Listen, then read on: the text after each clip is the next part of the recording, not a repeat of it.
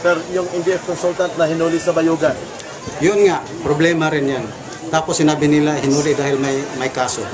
Ang lahat ng mga revolusyonaryo ay may kaso. Ay di, lahat ng mga revolusyonaryo pag nakita sa daan, maski ceasefire ay pwedeng hulihin. Kaya kami nagtatago maski ceasefire.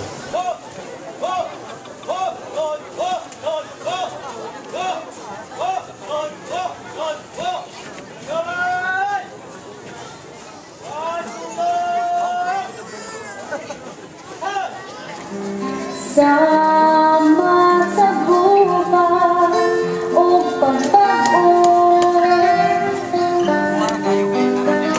kaluha, kasumbay sa kanyang panahon. Daming sumaludo na ngayon sa Communist Party of the Philippines. This is a concrete manifestation how far we have gone. Kauris, yung revolution, no, 42 years na, matatanda pa sa ibang NPA na nandito, yes. no? Ano masasabi niyo na napakatagal nito? Napakatagal na rin kaming tinitira ng local reactionary forces kasama the biggest, the most powerful imperialist nation in the world. Ngunit tumitindig kami. Huwag lang kayong bahala. The next generations, you will see lalakas ng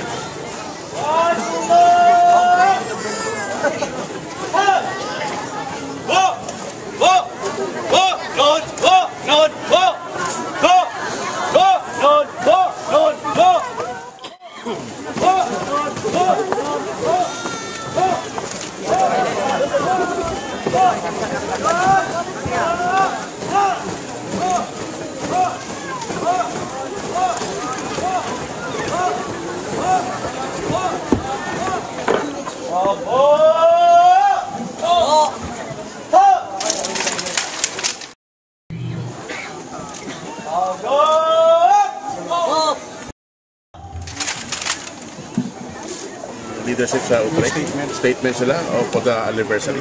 Mayroon siyang statement kasi mahaba kaya hindi natin binasa. Okay. Ano po yung gist ng statement? Susulong ang revolusyon itong 5 taon. Sir, bakit dito sa lugar na to ginanap yung anibersaryo? Ito yung pinaka-convenient natin gawan para hindi kayo maglakad. Sir, tuloy ba yung plan na 5 years na stay na yung sinabi mo nung... Tuloy. Kailangan gawin na din namin ang mga requirements. Kung hindi namin matutupad yun, hindi kami aabot ng... Gano'n na ba kalawak? Umpisa pa. Ibig mo sabihin na nasa advanced sub-stage na kayo ngayon? Or tatapusin namin yung yugto ng advanced sub-stage. Anong magiging parang concrete, anong itsura ng advanced sub-stage? Lahat ng mga bayan ay mga may mga platons na. Lahat ng bayan? Yes, may mga Towns. Sorry sir, bakit mo daw panag-job cell size na yung titira ng NPA? Yun na nga, hirap sagutin. So, gaano ba karami yung platon ng NPA? Bawat larangan ay may isa hanggang 3 platon. Ilan po ang tao ng platon sa NPA? 25 to 30. Ilan ho ang armas, Kauri? Yun, about 25 per platon. After 42 years of paglaban, what would make you go back to the force of war? O kung babalik ko doon sa kung surrender, mahirap. Kauris, gaano katutuo na sa Sarangani Province at Davao del Sur, marami ng NPA nag-surrender? Hindi yan totoo.